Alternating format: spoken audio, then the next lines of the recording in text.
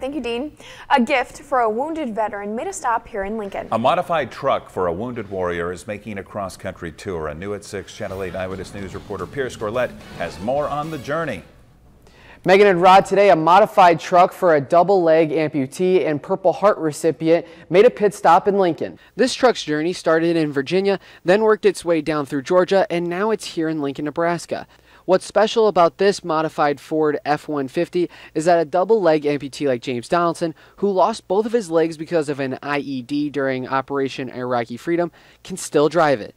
Basically, we're on a mission to show people that mobility is freedom. A lot of the people driving are either paralyzed or amputees.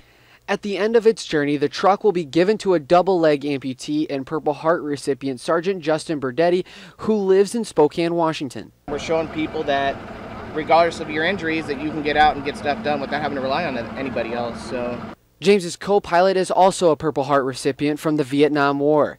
These two have driven the second part of this trip, which started in Georgia and will end in Boise, Idaho.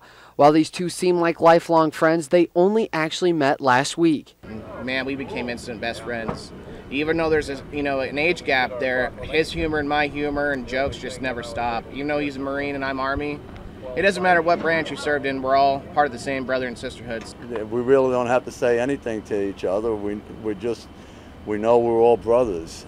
But for these two, this drive means so much more than just helping Sergeant Berdetti. I do it because they're veterans out there that I'm sure you've heard that 22 veterans commit suicide every day, and this is a way of telling them that mobility is freedom.